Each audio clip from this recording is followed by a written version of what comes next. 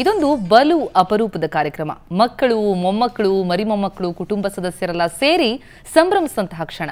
ಏನಿದು ವಿಶೇಷ? ಯಾವ ಸಂಭ್ರಮ? ನೋಡೋಣ ಬನ್ನಿ. ಅಜ್ಜ ಲಗ್ಮರ, ಅಜ್ಜಿ ಮಾವಿನ ಮರ, ಹಕ್ಕಿ ಪಿಕ್ಕಿಗಳು ನಾವೆಲ್ಲ, ಹಕ್ಕಿ ಪಿಕ್ಕಿಗಳು ನಾವೆಲ್ಲ, ಕುಕ್ಕು ಕುಕ್ಕುಗಳು ನಾವೆಲ್ಲ. ಕುರ್ಚಿಯಲ್ಲಿ ಕುಳಿತಿರೋ ಅಜ್ಜ ಅಜ್ಜಿ ಇವರು ಎತ್ತಿಕೊಂಡಿರೋದು ಮೊಮ್ಮಗನನ್ನ ಅಲ್ಲ, ಮರಿ ಮೊಮ್ಮಗನನ್ನ ಕಂಡ್ರೆ. ಮರಿ ಮೊಮ್ಮಗನನ್ನ ಕಂಡ ಸಂಭ್ರಮದಲ್ಲಿ ಈ ಅಜ್ಜ ಅಜ್ಜಿಗೆ ಕನಕಾಭಿಷೇಕ ನಡೆಯಿತು.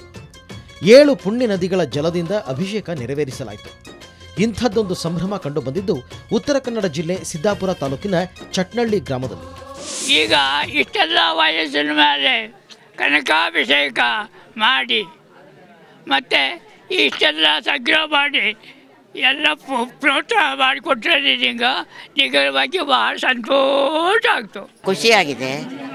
ಈಗೆಲ್ಲ ಬಂದು ಸೇರಿ ಮಾಡಿಕೊಟ್ರಲ್ಲ, ಭಾರಿ ಖುಷಿಯಾಗಿದೆ ನಮಗೆ. ಮರಿ ಮಗನು ಚಲೋ ಇದ್ದಾನೆ.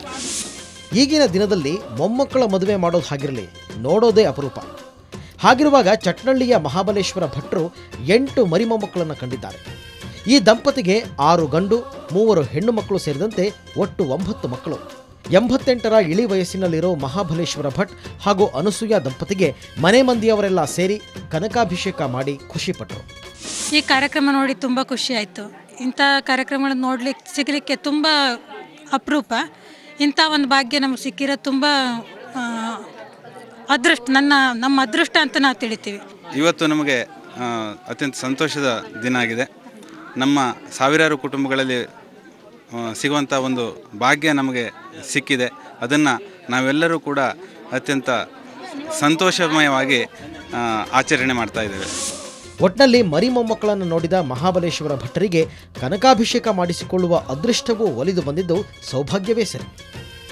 ಕಾರವಾರದಿಂದ ಕ್ಯಾಮರಾಮನ್ ಗಿರೀಶ್ ಜೊತೆ ಕಡತೋಕ ಮಂಜು, ಸುವರ್ಣ ನ್ಯೂಸ್.